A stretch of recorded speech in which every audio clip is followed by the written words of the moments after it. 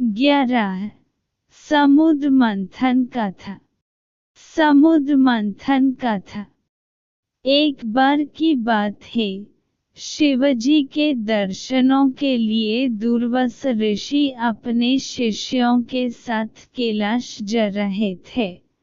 मार्ग में उन्हें देवराज इंद्र मिले। इंद्र ने दुर्वासा ऋषि और उनके शिष्यों को भक्तिपूर्वक प्रणाम किया। तब दुर्वासा ने इंद्र को आशीर्वाद देकर विष्णु भगवान का पारिजात पुष्प प्रदान किया। इंद्रासन के गर्भ में चूर इंद्र ने उस पुष्प को अपने ऐरावत हाथी के मस्तक पर रख दिया। उस पुष्प का स्पर्श होते ही ऐरावत सहसा विष्णु भगवान के समान तेजस्वी हो गया। उसने इंद्र का परित्याग कर दिया और उस दिव्य पुष्प को कुचलते हुए वन की ओर चला गया। इंद्र द्वारा भगवान विष्णु के पुष्प का तिरस्कार होते देखकर दुर्वासा ऋषि के क्रोध की सीमा न रही। उन्होंने देवराज इंद्र को श्री लक्ष्मी से हीन हो जाने का शाप दे दिया। दुर्वासा मुनि के शाप के फलस्वरूप लक्ष्मी उसी क्षण स्वर्गलोक को छोड़कर अदृश्य हो गई। लक्ष्मी के चले जाने से इंद्र आदि देवता निर्बल और श्रीहीन हो गए। उनका वैभव लुप्त हो गया। इंद्र को बलहीन जानकर दैत्यों ने स्वर्ग पर आक्रमण कर दिया और देवगण को पराजित करके स्वर्ग के राज्य पर अपनी परचम फहर दिया। तब इंद्र देवगुरु बृहस्पति और अन्य देवताओं के साथ ब्रह्मजी की सभा में उपस्थित हुए। तब ब्रह्मजी बोले, देवेंद्र, भगवान विष्णु के भोगरूपी पुष्प का अपमान करने के कारण रुष्ट होकर भगवती लक्ष्मी तुम्हारे पास से चली गई हैं। उन्हें पुनः प्रसन्न करने के लिए तुम भगवान नारायण की कृपा दृष्टि प्राप्त करो। उनके आशीर्वाद से तुम्हें खोया वैभव पुनः मिल जाएगा। इस प्रकार ब्रह्मजी ने इंद्र को आश्वस्त किया और उन्हें लेकर भगवान विष्णु की शरण में पहुँचे। वहाँ परब्रह्म भगवान विष्णु भगवती लक्ष्मी के साथ विराजमान थे। देवगण भगवान विष्णु की स्तुति करते हुए बोले, भगवान, आपके श्रीचरणों में हमारा बारंबार प्रणाम।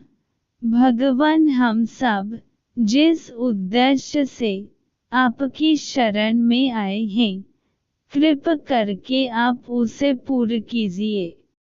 दुर्वासा ऋषि के शाप के कारण माता लक्ष्मी हमसे रूठ गई हैं और दैत्यों ने हमें पराजित कर स्वर्ग पर अधिकार कर लिया है। अब हम आपकी शरण में हैं, हमारी रक्षा कीजिए। भगवान विष्णु त्रिकालदर्शी हैं। वे पल भर में ही देवताओं के मन की बात जान गए। तब वे देवगण से बोले, देवगण, मेरी बात ध्यानपूर्वक सुने, क्योंकि केवल यही तुम्हारे कल्याण का उपाय है। दैत्यों पर इस समय काल की विशेष कृपा है, इसलिए जब तक तुम्हारे उत्कर्ष और दैत्यों के पतन का समय नहीं आता, तब तक तुम उनसे संधि कर लो। क्षीरसागर के गर्भ में अनेक दिव्य पदार्थों के साथ साथ अमृत भी छिपा है। उसे पीने वाले के सामने मृत्यु भी पराजित हो जाती है। इसके लिए तुम्हें समुद्र मंथन करना होगा। यह कार्य अत्यंत दुष्कर है, अतः इस कार्य में दैत्यों से सहायता लो। कूटनीति भी यही कहती है कि आवश्यकता पड़ने पर शत्रुओं को भी मित्र बन लेना चाहिए, तत्पश्चात अमृत पीकर अमर हो जाओ। तब दुष्ट दैत्य भी तुम्हारा अहित नहीं कर सकेंगे। देवगण वे जो शर्त रखें उसे स्वीकार कर लें। यह बात याद रखें कि शांति से सभी कार्य बन जाते हैं, क्रोध करने से कुछ नहीं होता। भगवान विष्णु के परामर्श के अनुसार इंद्रादि देवगण दैत्यराज बलि के पास संधि का प्रस्ताव लेकर गए और उन्हें अमृत के बारे में बताकर समुद्र मंथन के लिए तैयार कर लिया। समुद्र मंथन के लिए समुद्र में मंदराचल को स्थापित कर वासुकी नाग को रस्सी बनाया गया। तत्पश्चात दोनों पक्ष अमृत प्राप्ति के लिए समुद्र मंथन करने लगे। अमृत पाने की इच्छा से सभी बड़े जोश और वेग से मंथन कर रहे थे। सहसा तभी समुद्र में से कालकूट नामक भयंकर विष निकला। उस विष की अग्नि से 10 दिशाएं जलने लगीं। समस्त प्राणियों में हाहाकार मच गया। उस विष की ज्वाला से सभी देवता तथा दैत्य जलने लगे और उनकी कांति फीकी पड़ने लगी। इस पर सभी ने मिलकर भगवान शंकर की प्रार्थना की। उनकी प्रार्थना पर महादेव जी उस विष को हथेली पर रखकर उसे पी गए, किंतु उसे कंठ से नीचे नहीं उतरने दिया। उस कालकूट विष के प्रभाव से शिव जी का कंठ नील पड़ गया, इसलिए महादेव जी को नीलकंठ कहते हैं। उनकी हथेली से थोड़ा सा विष पृथ्वी पर टपक गया था, जिसे सांप, बिच्छू आदि विषैले जंतुओं ने ग्रहण कर लिया। विष को शंकर भगवान के द्वारा पान कर लेने के पश्चात फिर से समुद्र मंथन प्रारंभ हुआ। दूसरा रात कामधेनु गाय निकली, जिसे ऋषियों ने रख लिया।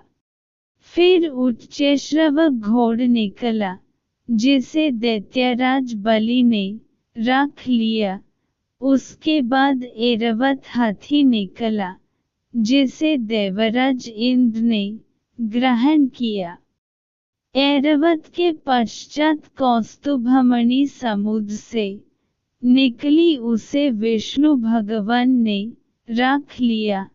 फिर कल्पद्रुम निकला और रंभ नामक अप्सर निकली। इन दोनों को देवलोक में रख लिया गया। आगे फिर समुद्र को मथने से लक्ष्मी जी निकली। लक्ष्मी जी ने स्वयं ही भगवान विष्णु को वर लिया। उसके बाद कन्या के रूप में वरुणी प्रकट आई, जिसे दैत्यों ने ग्रहण किया। फिर एक के पश्चात एक चंद्रमा, परिजात वृक्ष तथा शंख निकले और अंत में धन्वंतरी वैद्य अमृत का घट लेकर प्रकट हुए।